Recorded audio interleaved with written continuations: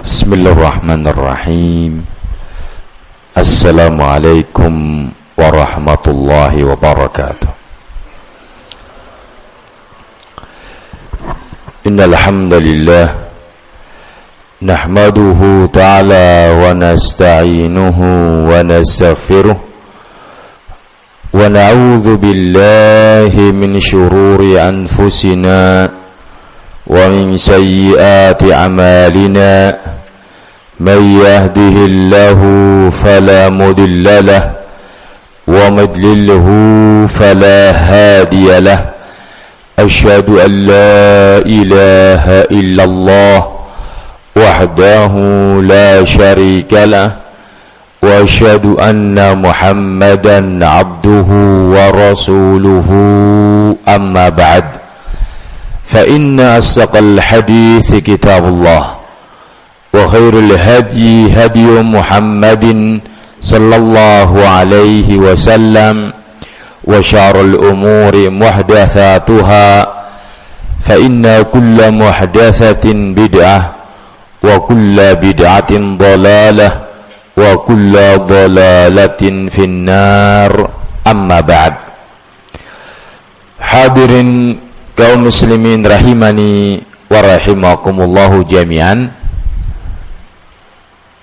Ditambah aja sini mas. Nah, jazakallahu khair. Allah barik fiik. Alhamdulillah, kita bersyukur kepada Allah Subhanahu wa taala yang memudahkan kita pada kesempatan malam hari ini untuk bisa hadir di majlis alim dalam rangka untuk talabul ilmi. Satu tema yang diangkat adalah tentang pembahasan yang berkaitan tentang mencari ilmu. Apakah diperbolehkan dari semua pihak atau pada pihak-pihak tertentu? Apakah kita harus memilih guru yang kita ambil ilmunya, ataukah kita boleh mengambil ilmu dari semua pihak? Hadirin kaum muslimin rahimani wa rahimakumullahu jami'an. Al-Imam Muhammad bin Sirin rahimahullahu ta'ala,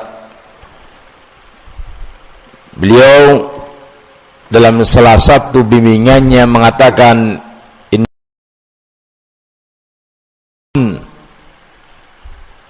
sesungguhnya ilmu ini adalah agama. Fanzuru amman ta'khuduna dinakum, maka lihatlah oleh kalian kepada siapa kalian mengambil ilmu agama ini. Sekali lagi, Al-Imam Muhammad bin Sirin beliau mengatakan, inna hadzal ilma dinun, sesungguhnya ilmu yang dikaji, ilmu yang dipelajari di majlis ta'lim itu adalah agama yang akan kita percayai, yang akan kita imani, yang akan kita amalkan dalam rangka beribadah kepada Allah Subhanahu wa ta'ala. Maka tentunya harus selektif, betul-betul memilih, jangan sembarangan. Fanzuru aman taghuluna dinakum, lihatlah oleh kalian dari siapa kalian mengambil ilmu agama ini. Jangan sampai tertipu, jangan sampai tertipu. Allah Subhanahu wa ta'ala berfirman di dalam Al-Quran, al-haqqu min rabbik fala takunanna minal mumtarin. Al-haq itu datangnya adalah dari Rabbmu, maka janganlah engkau sekali-kali tertipu.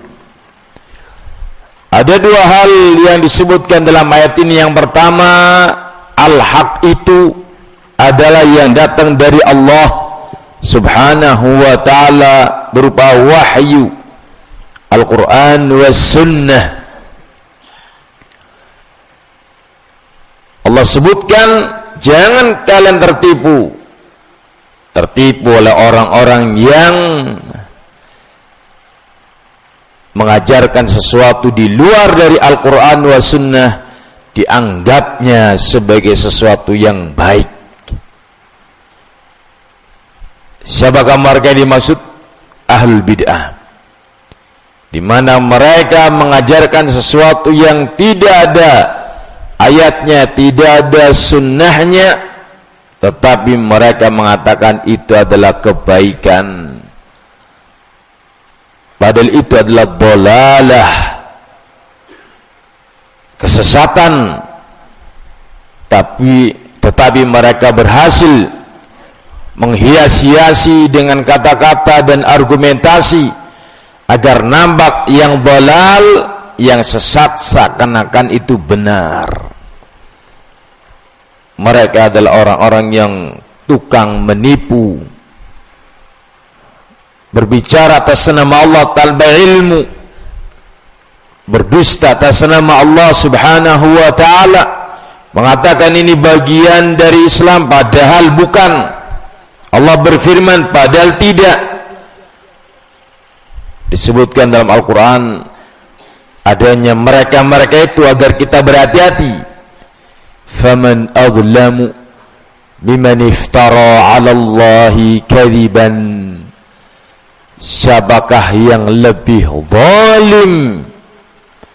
Siapakah yang lebih zalim melebihi orang-orang yang berdusta atas nama Allah subhanahu wa ta'ala? Siapakah mereka?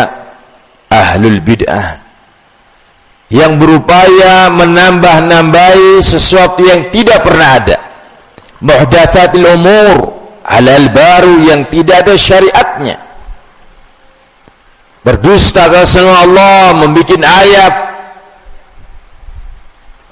tersendiri. Dalam Al-Quran saya berikan contoh bahayanya ahlul bid'ah. Firman Allah subhanahu wa ta'ala, wa kallamallahu Musa taklima. Wa kallamallahu, saya tekankan pada kalimat hu. Wa kallamallahu, dan Allah berbicara kepada Musa dengan sebuah pembicaraan.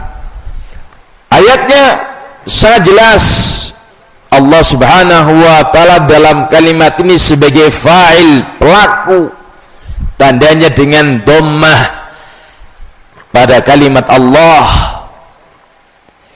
Ahlul bid'ah merubah menjadi fathah. Wa kallamallaha Musa taklima. Ahlul bid'ah dari kalangan Jahmiyah, mereka mengganti dhamma dengan fathah agar supaya menjadi arti Musa berbicara kepada Allah subhanahu wa ta'ala. Allah di fathah sebagai tanda maf'ul bihi. Yang berbicara berarti siapa? Nabi Musa berbicara kepada Allah subhanahu wa ta'ala. Alangkah bahayanya mereka. Kalau kita duduk di hadapannya, mendengarkan untaian mereka, mendengarkan ayat dibaca dengan bacaan yang salah, dalam keadaan kita tidak tahu apa yang terjadi wahai kaum muslimin, salah akidah kita. Musa yang berbicara kepada Allah. Kenapa Jahmiyah sejahat itu? Yuharifuna al-kalima an mawadhihi, kejahatan yang berupa merubah kalimat dari tempatnya kepada tempat yang lain. Harusnya wa kallamallahu, Allah yang berbicara kepada Nabi Musa ditandai dengan dhammah. Allah sebagai pelaku, Allah memiliki sifat berbicara. Jahmiyah menolak Allah memiliki sifat bicara. Jahmiyah mengatakan Allah itu bisu. Maka ayat ini ditahrif, dirubah harakatnya oleh mereka agar supaya yang bicara dalam ayat ini adalah Nabi Musa, bukan Allah. Ini jahatnya mereka. Hadirin kaum muslimin rahimani wa rahim jami'an. Kalau kita tidak tahu tentang hal ini dan duduk di hadapan seorang al-bid'ah Jahmiyah, kita akan ikut-ikutan membaca wa kallamallaha Musa taklima. Kita akan ikut-ikutan mengatakan Musa berbicara kepada Allah. Kita akan ikut-ikutan mengatakan Allah tidak bisa bicara, tidak punya sifat berbicara, alias bisu. Hasil dari duduk di hadapan ahlul bid'ah. Karena itu, fala takunanna minal mumtarin. Jangan pernah kalian tertipu oleh mereka. Al-haq itu hanya satu dari Allah Subhanahu wa ta'ala. Hal-hal yang bid'ah semuanya dolalah. Mengapa yang bid'ah itu sesat? Hadirin kaum muslimin rahimani wa rahimakumullah jami'an. Dikarenakan semua yang bid'ah itu bikinan manusia, bukan bikinan Allah Subhanahu wa ta'ala. Maka sesuatu yang dibikin oleh manusia yang tidak ada wahyunya itu tidak termasuk al-haq.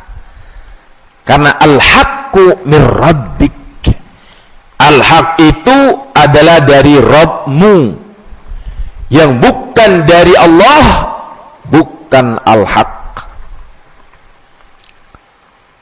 Asy-Syaikh Shalih Fauzan menyebutkan bid'ah itu minan nas, campuran-campuran dari manusia. Falaisa min dinillah, bukan termasuk dari bagian agamanya Allah. Innama huwa min dinin nas. Bid'ah itu tak lain adalah agamanya manusia, karena manusia membikin. Lah kalau kita sembarangan dalam belajar, kepada siapa-siapa kita belajar, maka yang terjadi adalah apa? Kita belajar sebuah kesesatan tanpa kita tahu. Kita mengkaji sebuah amalan bid'ah tanpa kita tahu itu adalah dhalalah. Akibatnya kita meyakininya, akibatnya kita mengamalkannya, akibatnya kita menjadi pihak yang tertipu. Hadirin kaum muslimin, Allah Subhanahu wa ta'ala berfirman, "Famadza ba'dal haqqi illa ad-dhalal." Apalagi selain al-haq kecuali itu adalah kesesatan. Tidak ada kebenaran di luar dari apa yang Allah wahyukan, baik itu Al-Quran maupun wahyu as-sunnah. Allah berfirman dengan jelas, "Famadza badal haqqi illa ad-dhalal." Apalagi selain al-haq, selain yang dibawa oleh Rasul Muhammad sallallahu alaihi wasallam, selain ini yang lainnya adalah dhalal, kesesatan. Itu maknanya bahwa al-haq itu hanya satu. Apa yang diajarkan oleh Rasul itu adalah al-haq. Kalau mau kita mengikuti al-haq, harus ada ilmunya yang bersumber dari Al-Quran wa Sunnah yang disampaikan oleh Rasul Muhammad alaihissalatu wassalam. Di dalam kitab Syarh Sunnah, Al-Imam Al-Barbahari menyebutkan tentang hal itu.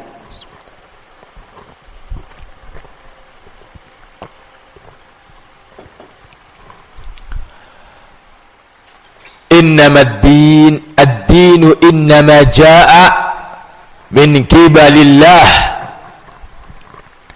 Sesungguhnya agama Islam tak lain datangnya adalah dari Allah Subhanahu wa ta'ala sampai kepada manusia melalui silsilah. Allah menyampaikan kepada malaikat Jibril, kemudian disampaikan kepada Nabi kita Rasulullah Muhammad sallallahu alaihi wasallam. Jadi kalau mau tahu tentang Islam adalah belajarlah ilmunya Rasul. Karena ilmuhu indallahi wa inda rasulihi. Ilmu tentang Islam itu adalah ilmu ada pada Allah dan ada pada Rasulnya Muhammad alaihissalatu wassalam. Apa yang diajarkan oleh beliau al-haq dan apa yang tidak diajarkan oleh beliau adalah al-batil. Walaupun manusia menyangka itu benar, walaupun manusia menyangka itu adalah sesuatu yang hak, tetapi ketika diteliti hal itu tidak ada contohnya, tidak ada ajarannya, tidak ada wahyunya, maka hal itu adalah kemungkaran, itu adalah kebatilan. Famadha ba'dal haqqi illa ad-dhalal. Apalagi selain al-haq, kecuali yang lainnya adalah kesesatan. Karena itu jangan sembarangan dalam belajar. Pelajari yang betul-betul benar dari sumber yang terpercaya. Karena benarnya sumber maka akan menyebabkan benarnya ilmumu, dan benarnya ilmu akan melahirkan akidah yang benar dan amalan yang benar. Syekhul Islam Ibnu Taimiyah rahimahullahu taala di salah satu ucapan beliau dinukilkan dalam kitab Majmu' Fatawa, beliau mengatakan al-ilmu asasul amal. Ilmu itu adalah dasar amalan. Artinya orang akan beramal sesuai dengan ilmu yang dia ketahui. Wasihatul usul tujibu sihatul furu'. Dan benarnya dasar, benarnya ilmu akan melahirkan amalan-amalan yang benar. Benarnya dasar akan melahirkan cabang-cabang yang benar. Kalau ilmunya salah, maka akan melahirkan amalan-amalan yang salah. Fa na'udzu billahi min dzalik, thumma na'udzu billahi min dzalik.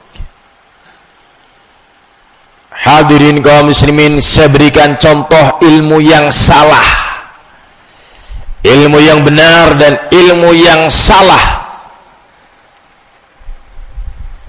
Ilmu yang benar, sabda Nabi kita Muhammad sallallahu alaihi wasallam, "Alaikum bisunnati wa sunnatil khulafa'ir rasyidin al-mahdiyyin, tamassaku biha wa addu 'alayha bin nawajidh wa iyyakum muhdatsatil umur fa inna kulla muhdatsatin bid'atun wa kulla bid'atin dhalalatun."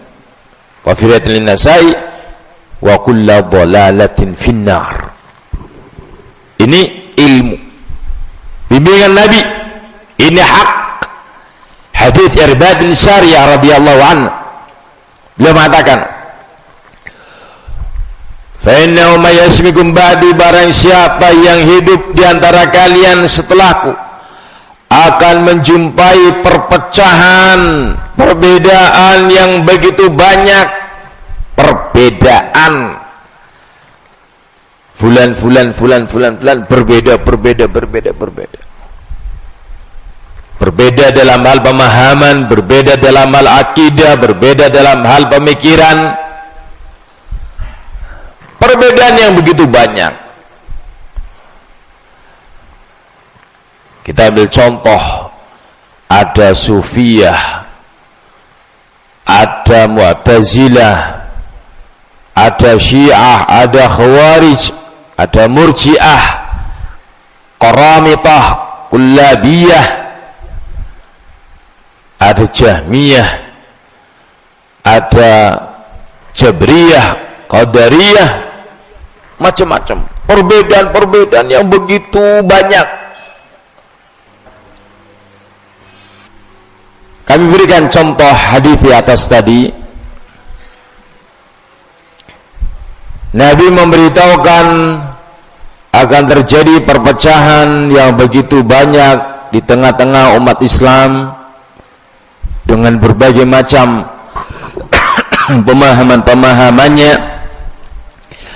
Apa yang dibimbingkan oleh Nabi, apa yang diajarkan oleh Nabi kepada kita ketika mendapati perpecahan yang begitu banyak. Nabi memberitahukan, alaikum bisunnati, wajib bagi kalian mengikuti sunnahku dan sunnahnya para khulafa ar-rasyidin al-mahdiyin, dan sunnahnya para khulafa ar-rasyidin al-mahdiyin, itu Abu Bakar, Umar, Uthman, Ali radhiyallahu anhum ajma'in. Gigit itu dengan gigi geram kalian. Dan bimbingan yang kedua, wa iyyakum wa muhdatsatil umur, dan hati-hatilah kalian dari perkara-perkara baru dalam urusan agama, karena semua perkara baru dalam urusan agama disebut dengan bid'ah, dan semua yang bid'ah itu adalah dhalalah, sesat, dan semua yang sesat itu finnar, dalam neraka. Nabi sallallahu alaihi wasallam dalam hadis ini tidak mengatakan umatku akan terpecah, atau disebutkan dengan barang siapa yang hidup di antara kalian setelahku akan mendapati perpecahan yang begitu banyak. Nabi tidak mengatakan silakan cari ilmu di semua pihak, silakan belajar kemanapun boleh.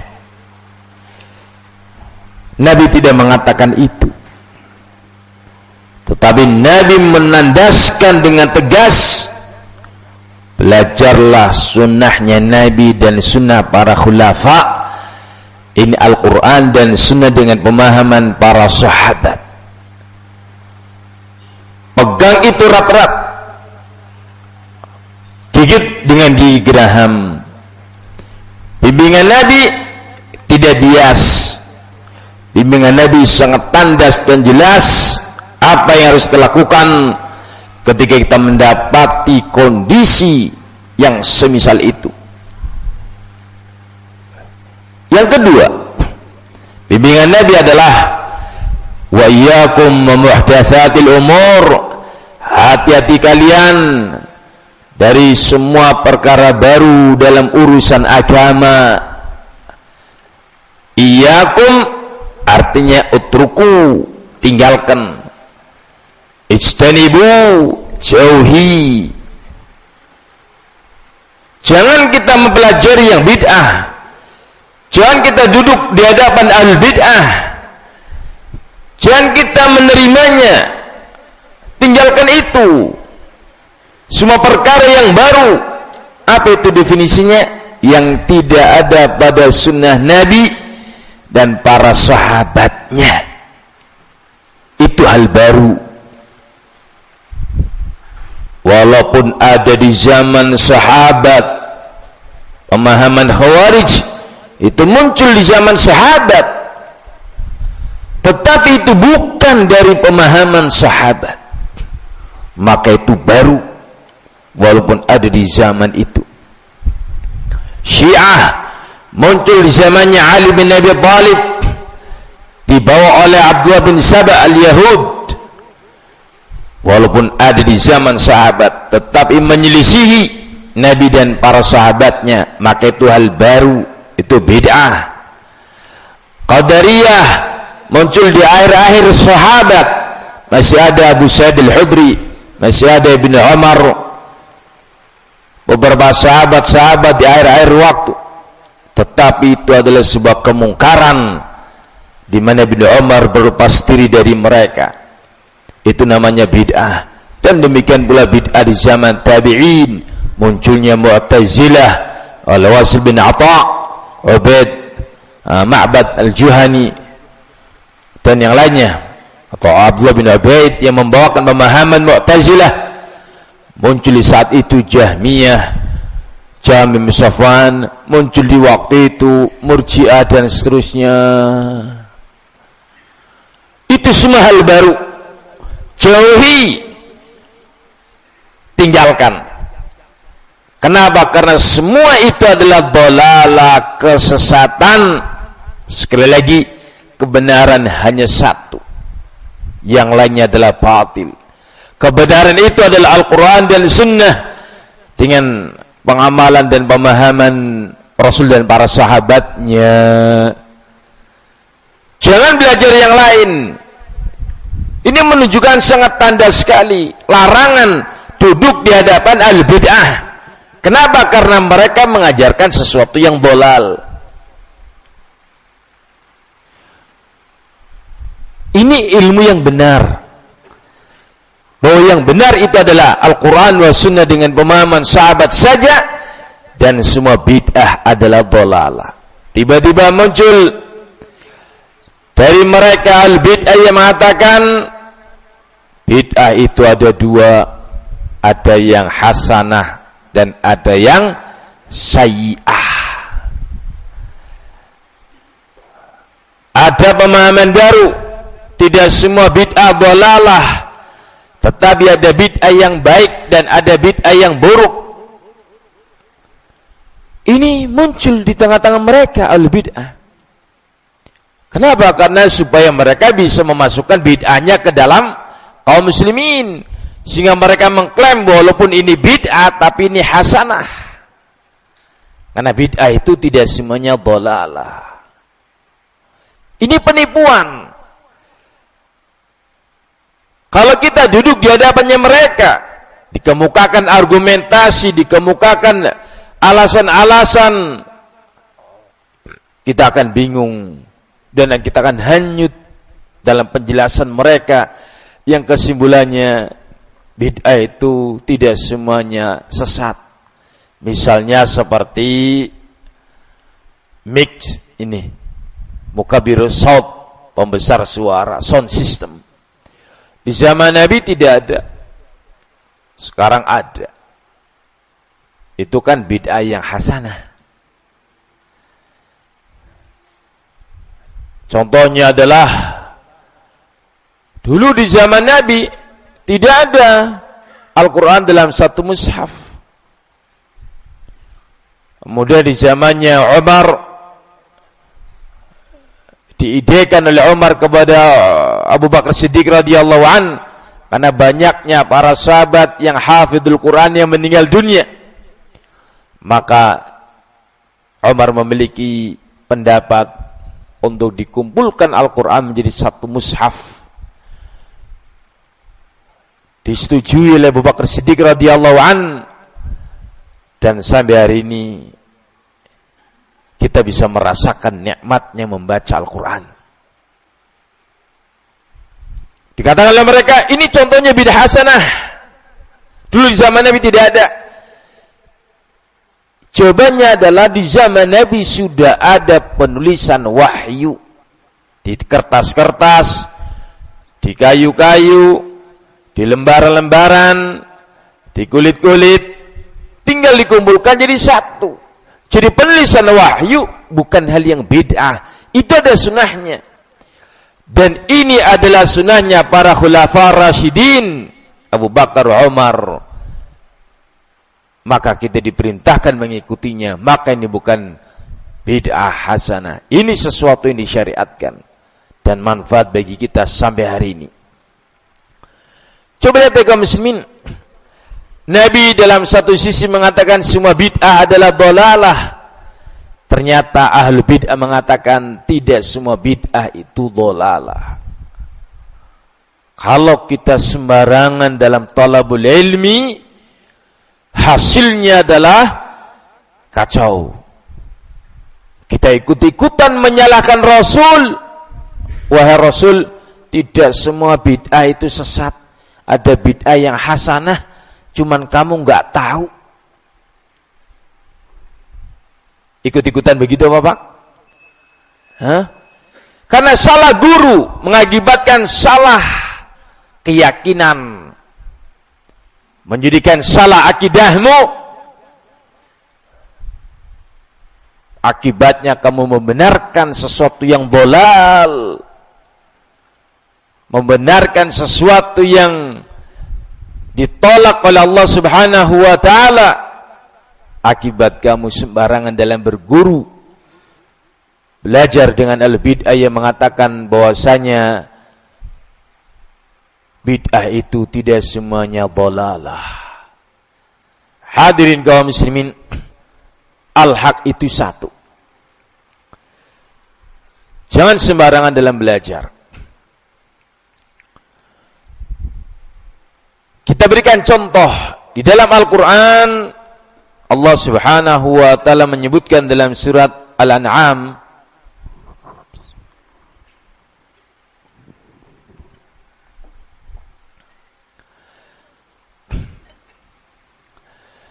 Allah memberitahukan kepada kita, wa anna hadha sirati mustaqima fattabi'uhu wa la tattabi'us subula fatafarraqa bikum an sabilihi dzalikum wasaqum bihi la'allakum tattaqun. Allah Subhanahu wa ta'ala memerintahkan kepada Rasul untuk mengatakan, ini adalah jalanku yang lurus. Fattabi'uhu, ikutilah jalan yang lurus itu. Wala tattabi'us subula, dan jangan kalian mengikuti jalan-jalan yang lain.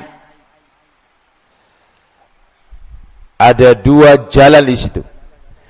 Yang pertama disebut dengan sabili, satu jalanku. Sirati, satu jalanku. Kita diperintahkan mengikutinya. Fattabi'uhu, ikuti jalan yang satu ini. Kemudian Allah menyebutkan subul. Wala tattabi'us subula. Adanya subul, jalan-jalan yang jumlahnya sangat banyak selain dari jalan yang satu ini. Dan Allah perintahkan jangan kalian ikuti. Jangan kalian ikuti jalan-jalan itu. Kenapa? Karena jalan-jalan itu menjauhkanmu dari jalan yang benar. Ibn Mas'ud radhiyallahu an, beliau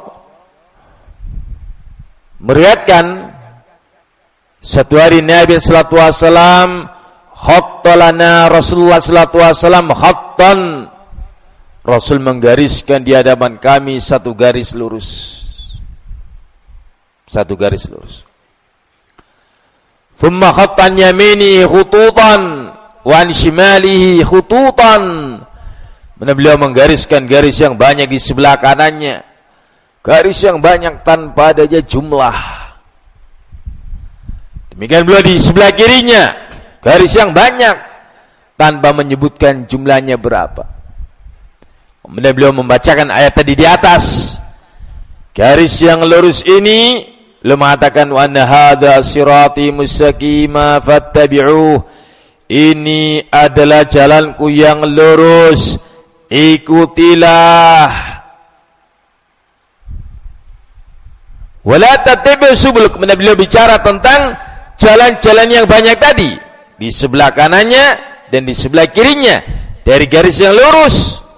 Beliau membacakan wala tattabi'us subula, jangan kalian mengikuti jalan-jalan ini. Menunjukkan bahwasanya al-haq itu satu dan yang lainnya adalah apa? Batil. Nabi mengatakan, "Ma min sabilin illa wa alaihi syaitanun yad'u ilaihi." Tidak ada satupun jalan di sebelah kanannya dan jalan yang di sebelah kirinya kecuali di situ ada syaitan yang mengajak manusia untuk jatuh padanya, membisiki, merayu, menggoda untuk jatuh padanya.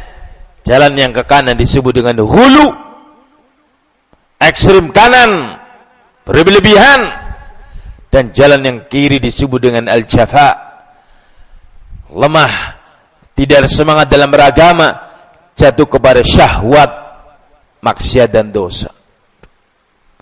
Dua-duanya adalah jalannya syaitan, baik yang ekstrem kanan maupun yang ekstrem kiri. Ini sangat jelas sekali. Artinya apa? Jangan pelajari ilmu dari mereka, jangan dengarkan ilmu dari mereka.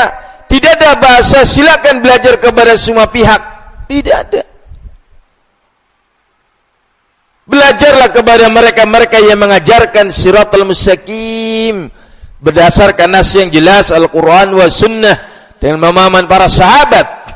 Adapun yang lainnya dilarang untuk kita mendengarkannya, mengikutinya. Itu adalah jebakan syaitan. Hadirin kaum muslimin, Al-Imam Auza'i, beliau menyebutkan dalam salah satu bimbingan beliau, "Ma min amrin amarallahu bihi illa wali syaitani nazaghatan." Tidak ada satupun perintah Allah kecuali syaitan akan berupaya menghadang manusia dari mengamalkan perintah itu dengan dua rintangan. Yang pertama, rintangannya adalah al-ghulu, dijadikan orang itu untuk melebihi dari yang disyariatkan. Orang ini ditipu oleh syaitan dengan kamu mampu lebih dari apa yang diperintahkan. Kamu bisa melakukan lebih daripada yang diperintahkan. Dianggap oleh dia sesuatu yang lebih dari yang disyariatkan mesti baik. Namanya saja kebaikan. Lebih dari itu kan lebih baik berarti. Pola pikirnya seperti itu. Ternyata itu adalah jebakan syaitan ghulu. Allah berfirman, "La taghlu fi dinikum." Janganlah kalian ghulu dalam mengamalkan ajaran agama kalian. Yang kedua, dihadang dengan syahwat supaya dia tidak mengamalkan perintah Allah. Hadirin kaum muslimin rahim jami'an, sekali lagi yang wajib kita ikuti adalah satu, itu ajaran Nabi sallallahu alaihi wasallam berupa Al-Quran wa sunnah dengan pemahaman para sahabat. Jangan kita sembarangan belajar ke semua pihak, semua orang, sembarangan dengan alasan yang baik diterima, yang jelek ditolak. Kita akan mampu memfilter, menyaring, yang baik terima, yang jelek kita tinggalkan. Kalau kita punya ilmunya, yang ngapain duduk di hadapan mereka? Duduk di hadapan mereka dalam keadaan tidak tahu tentang pembahasan itu, sehingga engkau tidak akan mungkin bisa membedakan mana yang benar dan mana yang salah. Dan itu adalah tipu daya syaitan dari kalangan ahlul bid'ah. Hadirin kaum muslimin, di antara nukilan-nukilan yang disebutkan oleh para ulama kita tentang bahayanya ahlul bid'ah Saya akan bacakan di sini kaum muslimin ucapan para ulama kita. Kita ambil dari kitab Lamdurul Manthur. Ahlul bid'ah itu adalah penipu.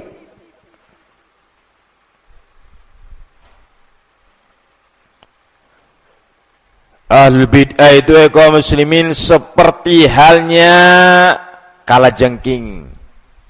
Kita bacakan hadis ungkapan berkata Imam Muhammad Abu Muhammad Al-Barbahari, Al-Imam Al-Barbahari. Beliau mengatakan, "Mathalu ashabil bid'ah kamathalil aqarib." Penggambaran ahlul bid'ah itu adalah seperti halnya kalajengking.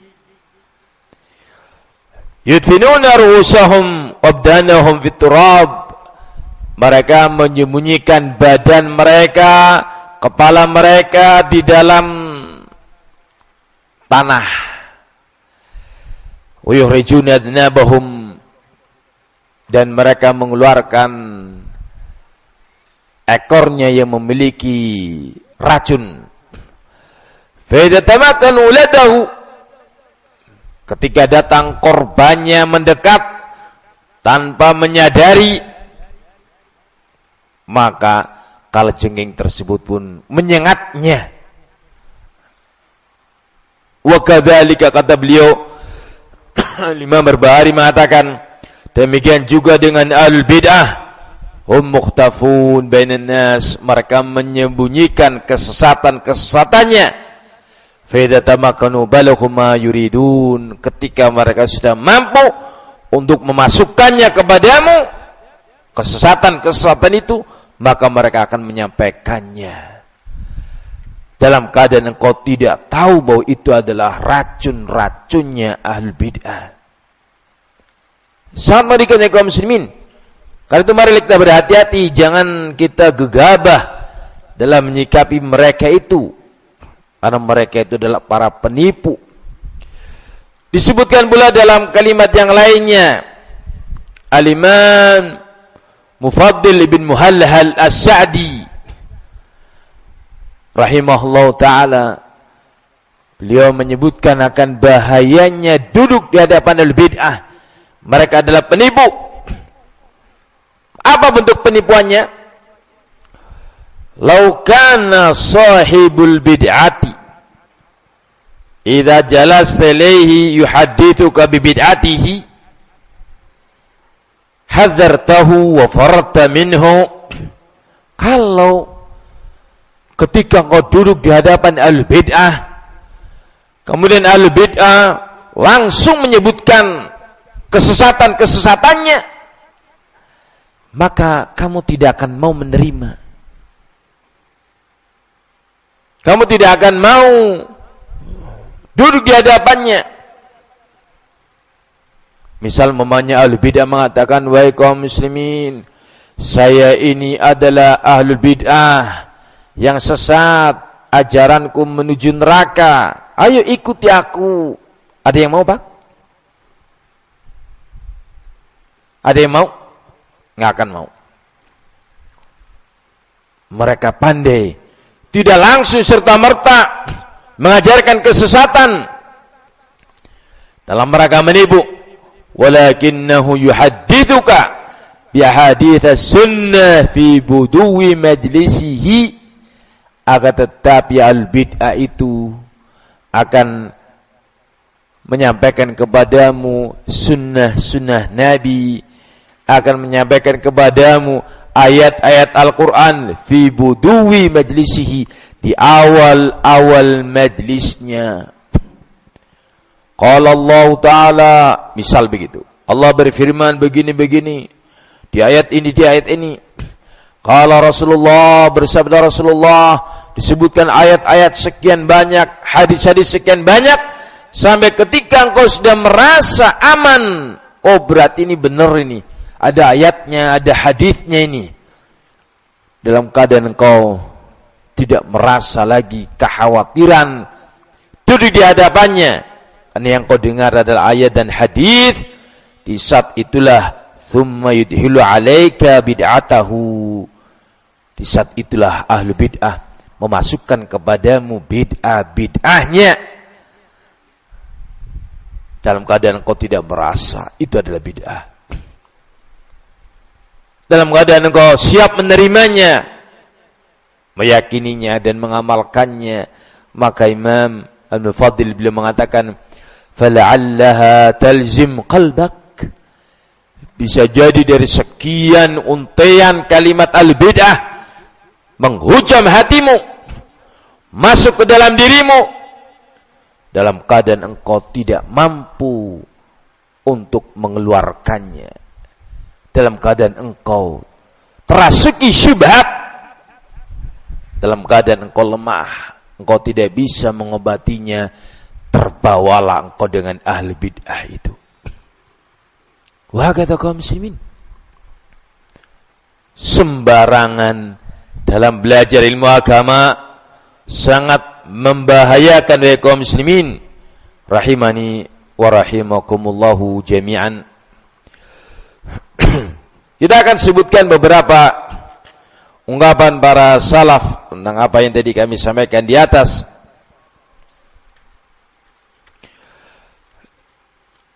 Dulu Al-Imam Muhammad bin Sirin rahimahullah ta'ala, kana Muhammad bin Sirin idza sami'a kalimatan min sahibi bid'atin wada'a isba'ihi fi udhunayhi.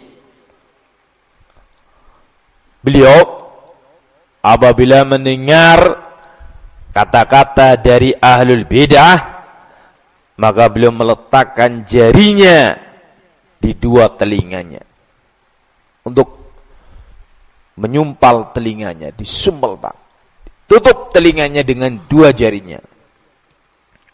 Tsumma qala, kemudian beliau mengatakan,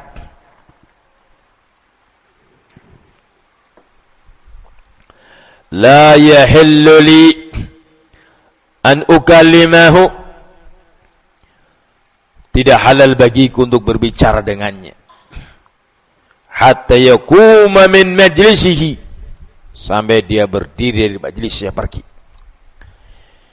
Ini Al-Imam Muhammad bin Sirin tidak berkenan mendengarkan kata-kata al-bid'ah. Beliau menutupi telinganya agar tidak masuk syubhat-syubhatnya mereka. Apalagi kita tentunya wahai kaum muslimin yang keilmuannya jauh di bawah Imam Muhammad bin Sirin.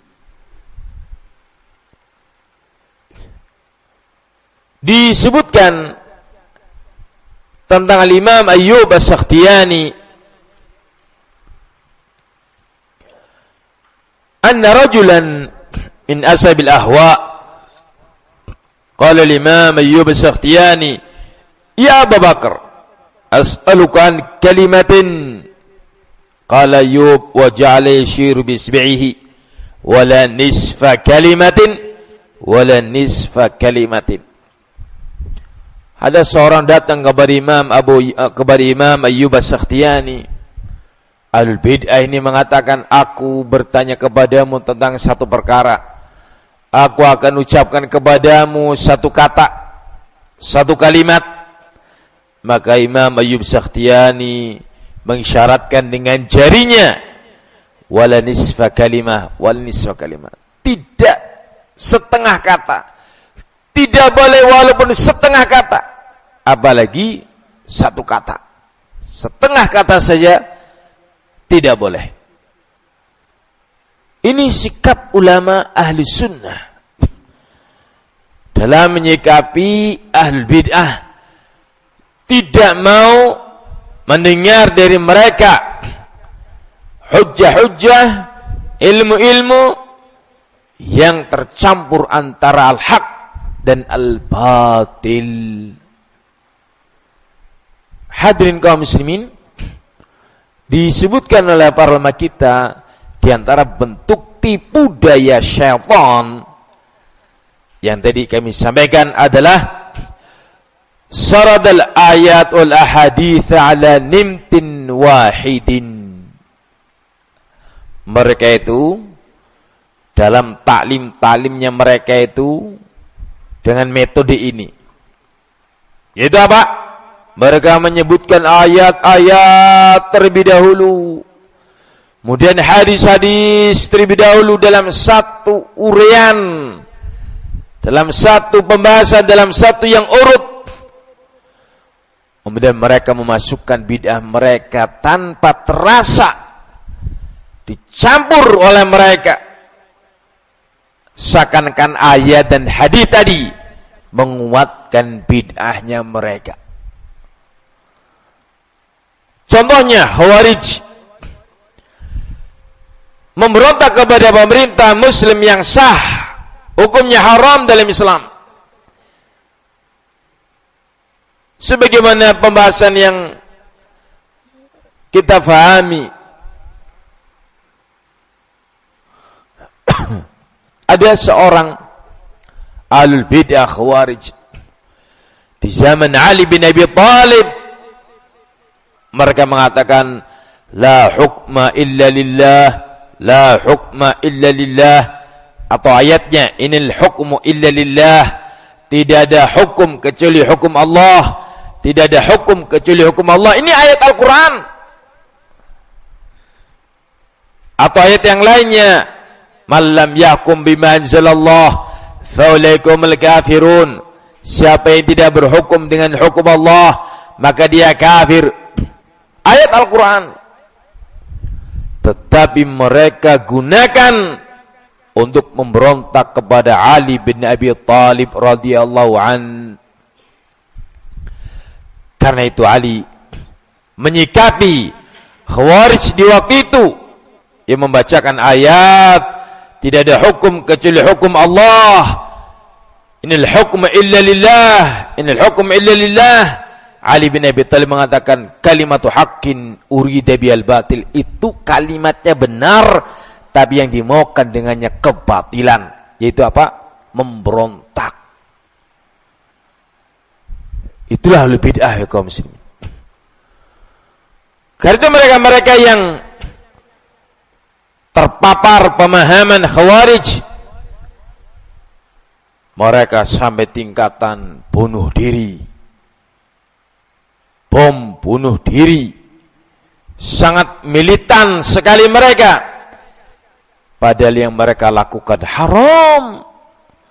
Tidak ada syariat Islam bunuh diri, tidak ada jihad membela Islam dengan bunuh diri, tidak ada.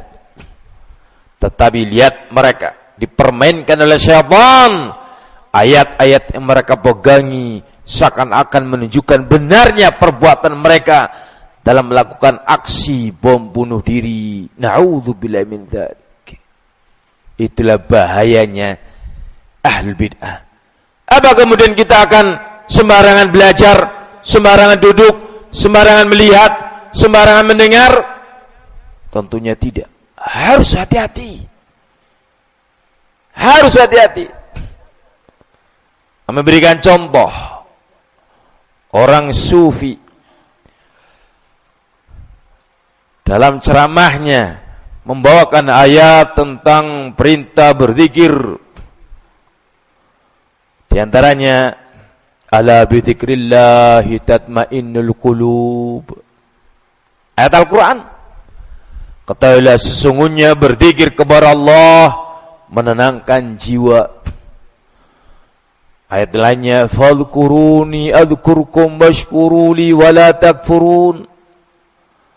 Berzikirlah kalian kepadaku, mengingatlah kalian kepadaku, aku akan mengingat kalian.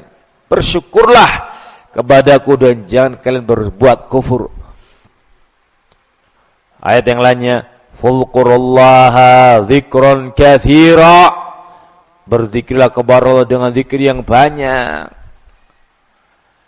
Kemudian mereka membawakan hadis Nabi, Rasul mengajarkan kita bertasbih, bertakbir, bertahmid. Dibawakan dalil tentang keutamaan zikir. Setelah itu jamaah dalam keadaan terpana, tersihir dengan dibacakan ayat dan hadis Seakan-akan itu adalah majelis yang benar. Bisa jamaah sudah terpana, dimasukkanlah contoh bid'ahnya mereka dalam satu waktu. Kalau demikian Bapak, yang selama ini kita lakukan, berzikir, bertasbih, bertakbir, membaca subhanallah, alhamdulillah, la ilaha illallah, Allahu akbar, itu adalah amalan yang diajarkan dalam sunnah.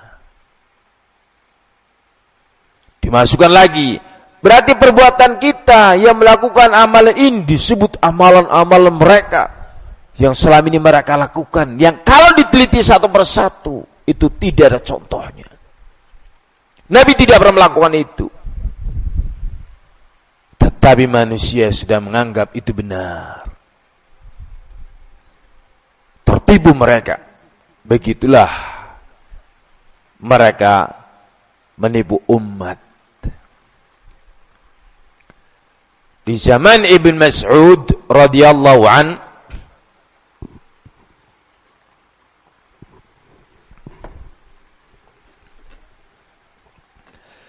di zaman sahabat Ibn Mas'ud ada sebuah bid'ah. Bid'ah majlis zikir. Majlis zikir loh Pak. Majlis zikir ini. Majlis itu berupa beberapa pemuda. Mereka bukan sahabat. Nabi sudah meninggal dunia. Mereka anak-anak yang lahir sepeninggal Rasul. Mereka bukan sahabat. Kalau dikatakan hidup di tengah-tengah tabi'in, generasi yang kedua. Mereka duduk melingkar. Kemudian salah satu di antara mereka menjadi pemimpin dalam zikir itu. Pemimpin itu mengatakan sabbihu mi'ah. Bertasbihlah 100 kali. Maka mereka pun mengatakan subhanallah, subhanallah, subhanallah. Bareng-bareng dengan suara yang keras, menggelegar dalam masjid, subhanallah, subhanallah, subhanallah, subhanallah. Dengan goyangan kepala dan badannya. Selesai 100, mereka hitung dengan kerikil. Di tangan mereka ada kerikil sejumlah 100. Pada setiap ucapan subhanallah, satu kerikil. Subhanallah, subhanallah. Ketika kerikil itu habis, berarti sudah 100. Hamidu mi'ah, ucapkanlah alhamdulillah 100 kali. Alhamdulillah, alhamdulillah, alhamdulillah. Kabbiru mi'ah, ucapkan Allah Akbar 100 kali. Allah Akbar, Allah Akbar, Allah Akbar, Allah Akbar, Allah. Halilu mi'ah, ucapkan la ilaha illallah 100 kali. La ilaha illallah, la ilaha. Terus begitu. Ini zikir Pak. Ini bukan judi. Ini bukan mabok. Ini zikir. Pelakunya merasakan sedang ibadah. Pelakunya merasakan itu amal soleh. Pelakunya itu Masya Allah, pemuda-pemuda yang semangat taqarrub ilallah. Siapa yang memandang ini maksiat Pak? Siapa yang memandang ini dosa? Wong kalimatnya subhanallah, alhamdulillah, Allah Akbar, la ilaha illallah. Siapa yang melihat ini adalah kemungkaran? Gak ada. Begitu Ibn Mas'ud dilapori oleh Abu Musa al-Asy'ari bahwa di masjid Kufah di waktu itu ada beberapa orang yang mengamalkan begini. Coba tengok, datanglah dua sahabat ini, Abu Musa al-Asy'ari dengan Ibn Mas'ud radhiyallahu anhum, mengecek, langsung melihat kondisi yang ada. Ibn Mas'ud kemudian mengatakan, ma asra'a halakatukum, wahai para pemuda, begitu cepatnya kalian binasa. Begitu cepatnya kalian binasa. Binasa apa ibadah? Mas, ini sebuah kebinasaan atau ibadah, Mas? Hah? Atau dikatakan ini ibadah yang membinasakan, begitu? Masa ibadah membinasakan, sing bener bae, Pak. Ngawur ibadah kok membinasakan. Berarti ada dua kemungkinan. Ini ibadahkah atau ini maksiatkah? Ibn Mas'ud seorang sahabat ahli tafsir, kibarus sahabah, pembesar di kalangan ulama para sahabat. Beliau adalah ahli tafsir. Beliau mengatakan, "Ma min ayatin fi kitabillah illa waqad alimtu aina nazalat wa fima nuzilat."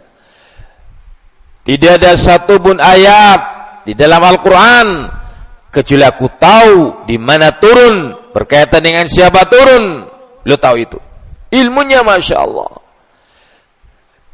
Belum menyikapi dan menilai perbuatan para pemuda tadi dengan negatif. Kalian ini cepat sekali binasanya.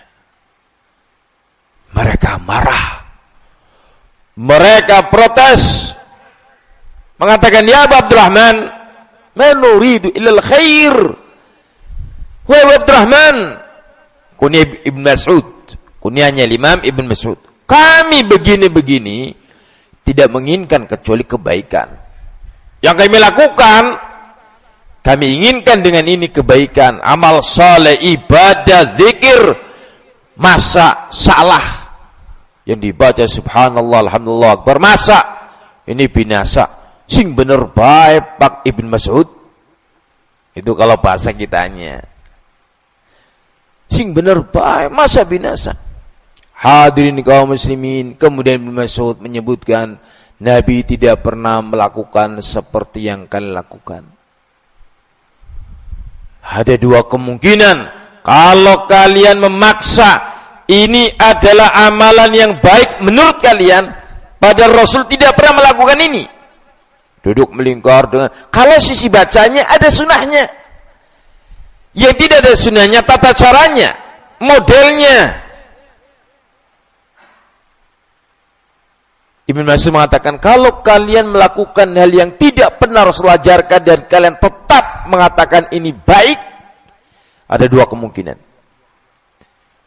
Yang pertama, antum ala millatin ahda min millati Muhammadin alaihi salatu wassalam. Kalian berarti sekarang ini berada di atas agama yang lebih baik daripada agamanya Rasulullah alaihi salatu wassalam. Kenapa? Karena kalian melakukan sesuatu yang tidak pernah Rasulullah lakukan. Kalian mengaku menyangka ini lebih baik, padahal Rasulullah tidak pernah mengamalkannya. Berarti kalian berada di atas agama yang lebih baik daripada agama Rasul. Atau kemungkinan kedua, wantum muftatihu babad dhalalah, atau kalian sedang membuka pintu kesesatan. Hadirin kaum muslimin, betapa bahayanya ahli bid'ah itu, kaum muslimin, para pemuda-pemuda yang semangat tertipu oleh mereka. Karena itu jangan sembarangan belajar ke semua pihak. Nanti yang benar ambil, yang salah tinggal. Yang baik ambil, yang jelek tinggal. Anda sendiri tidak tahu apa-apa. Anda tidak bisa membedakan mana hak mana batil. Kalau Anda punya filternya jebol. Kenapa? Karena al-bid'ah itu pandai menipu. Tidak akan mungkin terus terang, wahai kaum muslimin, saya ini orang yang sesat, mengajarkan kesesatan, jurusanku neraka. Nggak mungkin, Pak. Enggak ada seorang ahlul bid'ah yang lugu. Kami menentang Rasul. Enggak ada. Masih mau belajar dengan mereka? Anda saja kalau beli barang ingin memilih agar jangan sampai tertipu yang KW dianggap ori. Apalagi dalam perkara agama.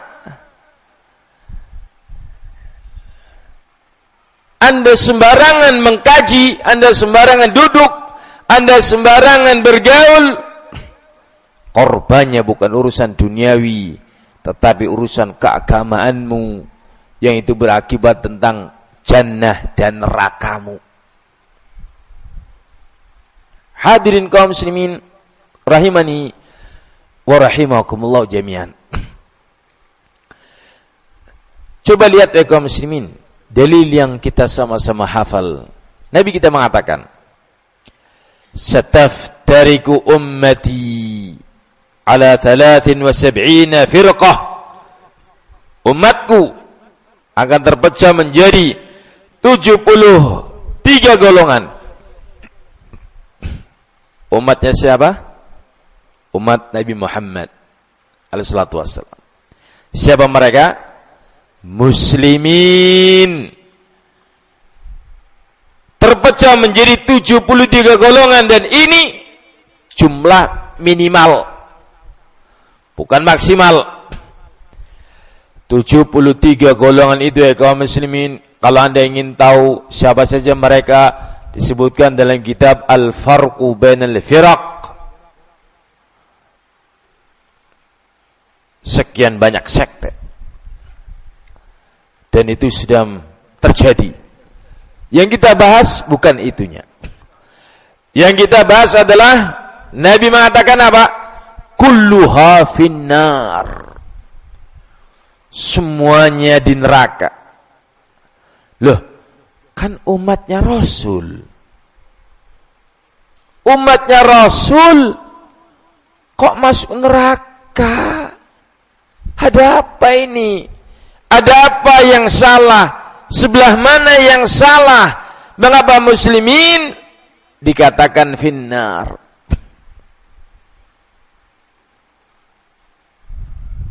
Nabi mengatakan kulluha, semuanya masuk neraka, illa wahidah, kecuali satu. Qila man hum ya Rasulullah? Ditanyakan kepada Rasul, siapakah yang satu itu wahai Rasulullah? Qala, beliau mengatakan, ma ana alaihi al-yawma wa ashabi, yaitu apa-apa saja, itu ajaran-ajaran dan keyakinan-keyakinan yang aku dan para sahabatku hari ini lakukan. 72, karena 73 tadi ya. 73 dikurangi 1 berapa mas? 40. Oh, soalan jenengan. Masa 40? Ya. 72 mas. Enggak apa-apa, biar orang pada enggak ngantuk. Ini sudah mulai ada yang ngantuk ini. Ya. Tadi kan kita sampaikan sampai ngantuk. Kalau ada yang ngantuk, berhenti kita. Ya. Jangan ngantuk Pak. Nanti kalau ngantuk, berhenti kita. Coba perhatikan. 72 itu sebab mengapa finnar? Karena mereka menyelisihi ajarannya Rasul dan para sahabat. Itu pasalnya.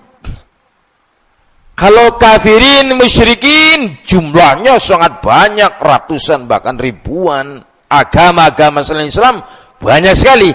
Ini bicara tentang umat Islam. Mereka sudah syahadatain, tapi tetap masuk neraka. Kenapa? Karena menyimpang dari ajarannya Nabi dan para sahabat. Yaitu bid'ah. Ini dia kaum muslimin. Bid'ah. Waspadalah Jumlah mereka begitu banyak. Ini juga sebagai dalil, belajarlah kepada satu yang jelas, itu ajaran Nabi dan para sahabat. Jangan Anda sembarangan belajar ke 72. Jangan. Karena pada mereka terdapat bid'ah-bid'ah yang menjerumuskan mereka dalam neraka. Cuman perlu kita fahami, perlu kita tahu bahwa mereka tidak kekal dalam neraka. Karena mereka muslimin. Mereka tidak abadi dalam neraka karena mereka muslimin. Bukan musyrikin, bukan kafirin. Mereka adalah ahlul bid'ah yang menyelisih Nabi dan para sahabatnya. Sehingga siksa mereka berbeda dengan siksanya kafirin dan musyrikin. Mereka pada suatu saat nanti akan keluar dari neraka. Entah kapan, sesuai dengan kehendak Allah Azza wa Jalla. Kenapa mereka masuk neraka? Karena bid'ah-bid'ah yang mereka lakukan, berbedanya mereka dengan Nabi dan para sahabat. Itulah dia yang menyebabkan mereka finnar. Kalau demikian, bid'ah itu merugikan, Pak. Bid'ah itu menyebabkan orangnya finnar. Ada yang mengatakan syubhat. Mereka juga ada kebaikannya. Itu. Mereka ada kebaikannya. Mereka sholat, mereka puasa, mereka zakat, mereka haji, mereka umroh, mereka ada kebaikannya. Hadirin makan. Ahlul bid'ah itu sekali lagi masih muslim. Tidak kemudian kita katakan mereka kafir. Mereka muslimin. Tentunya masih ada keislaman pada diri mereka.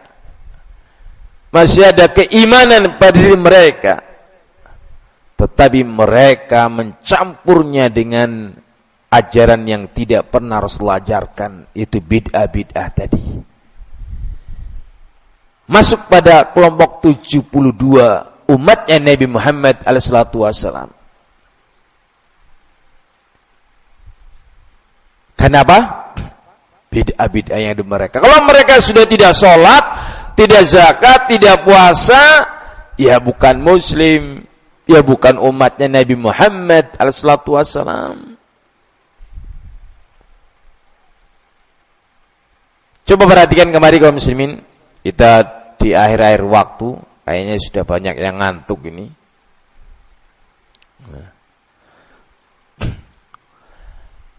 Bid'ah itu kaum muslimin ada dua bentuk. Yang pertama bid'ah hakikiyah. Dan yang kedua bid'ah idhafiyah.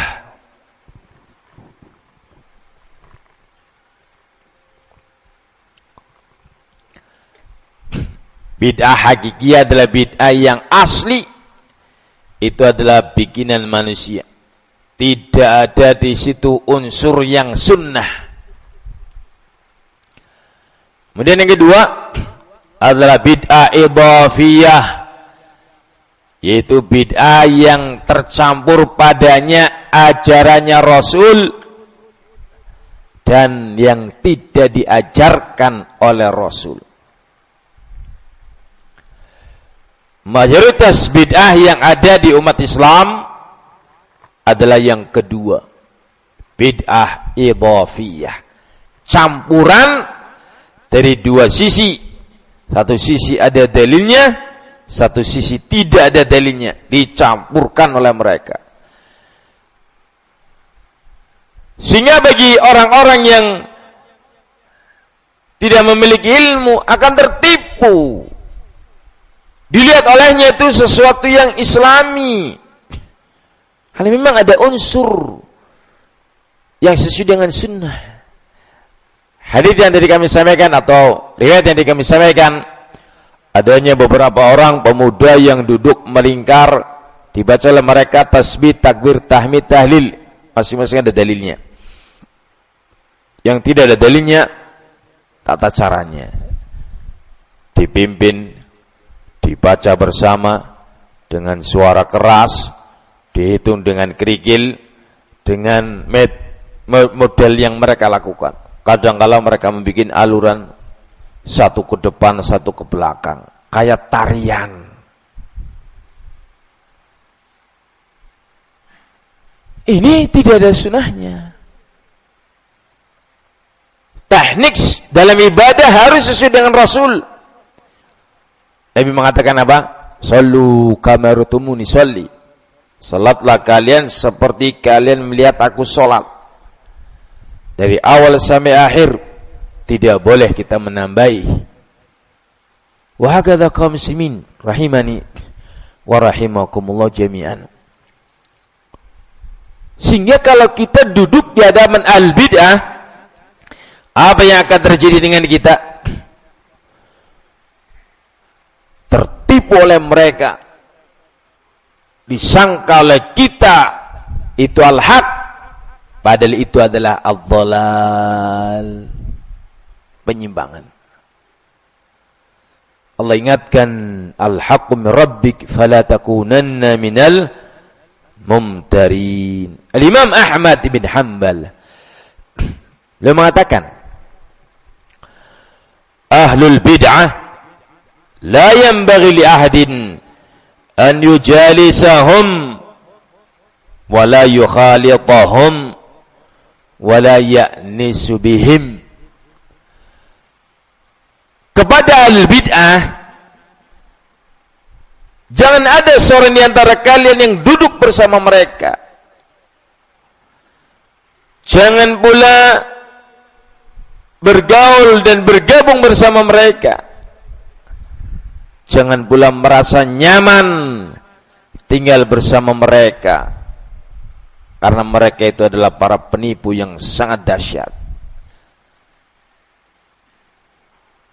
Mereka itu kaum muslimin membahayakan putra-putra kita dan diri-diri kita. Kenapa? Lambat laun akan masuk bid'ah-bid'ah mereka kepada kita dan putra-putra kita kalau tidak berhati-hati. Disebutkan Imam Ibn Jauzi rahimahullah ta'ala,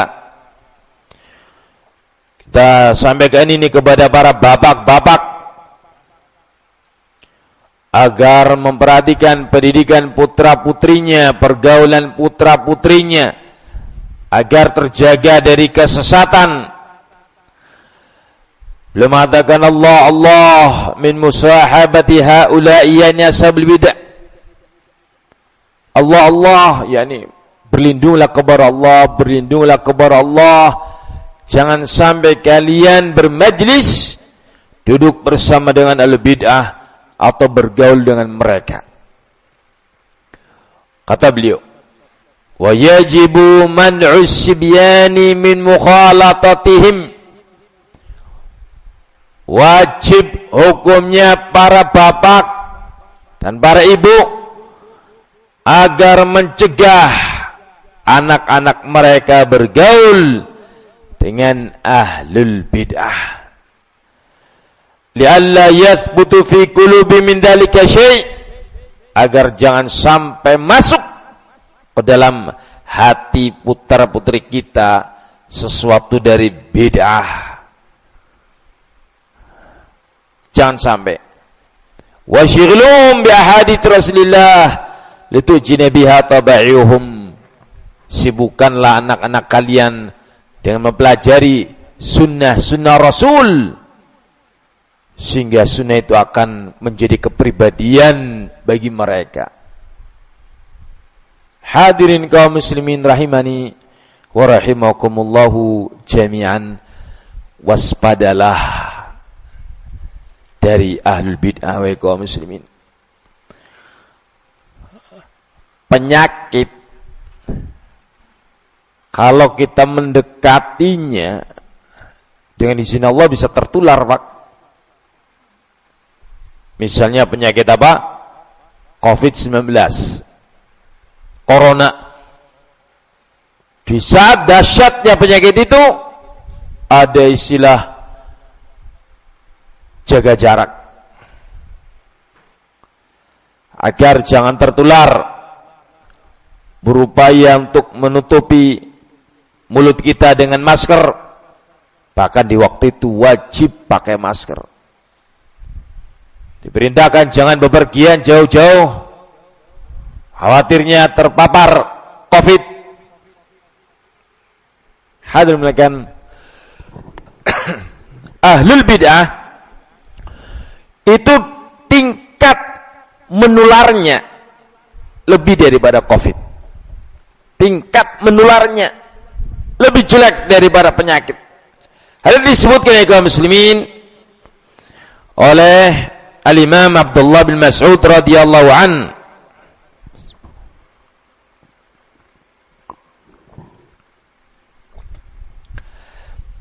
Man ahabba ayyukrima dinahu falyatazil musalasata ashabil ahwa. Barang siapa yang ingin memuliakan agamanya, maka hendaknya dia tinggalkan majlis-majlisnya ahlul bid'ah. Fa inna mujalasatahum alsaqu minal jarab.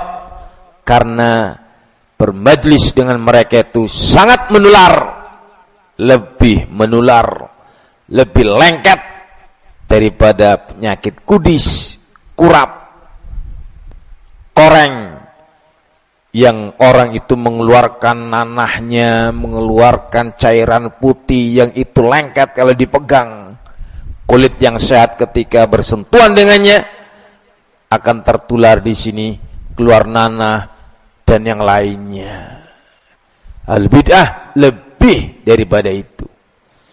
Begitu seorang duduk di hadapan al-bid'ah, masuk padanya syubhat, langsung dia bingung, meruntuhkan akidah yang kemarin dia pegangi dan tertukar dengan kebatilan dalam keadaan dia tidak bisa menolak itu.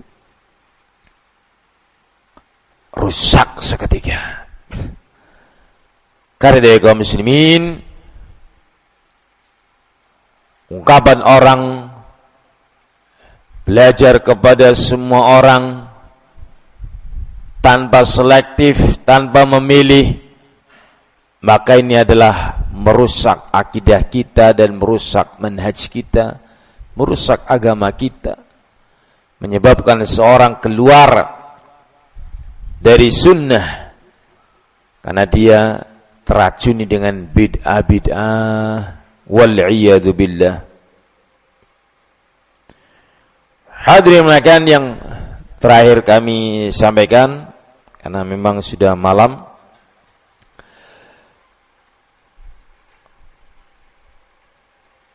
Ucapan Abdullah bin Mas'ud radhiyallahu an, beliau mengatakan, la tujalis ahlul ahwa fa inna mujalasatahum mumarridatun lil qulub. Janganlah engkau duduk bersama ahlul ahwa, karena sesungguhnya duduk bersama mereka di majlis mereka akan menjadikan penyakit dalam hati. Penyakit itu disebut dengan apa? Syubhat. Sekarang ini kaum muslimin, kalau zaman dulu Muhammad bin Sirin menutup telinganya agar tidak mendengarkan al-bid'ah, karena al-bid'ah itu datang ke tempatnya beliau, gak mau dengar, tutup. Zaman sekarang al-bid'ahnya tidak datang ke kita, tetapi rekaman-rekamannya, audionya berhamburan di dunia maya, di mana setiap orang bisa sekarang ini tinggal diklik, dia akan mendengarkannya. Waspadalah, berhati-hatilah, hal itu menyelisihi manhaj salaf. Jangan kalian atau kita spekulasi dalam hal ini, memaparkan diri kita kepada bid'ah. Nanti yang baik diterima, yang jelek ditolak. Jangan. Karena begitu kejelekan masuk, siapa yang akan mampu menghilangkannya? Jangan mendekat-dekati bahaya. Orang mengatakan jangan bermain api, Anda akan terbakar. Jangan bermain dalam hal ini. Sembarangan mengklik, sembarangan mendengar, sembarangan melihat, walaupun tubuhmu tidak bersatu dengan mereka di majlis, tetapi kamu melihatnya di dunia maya.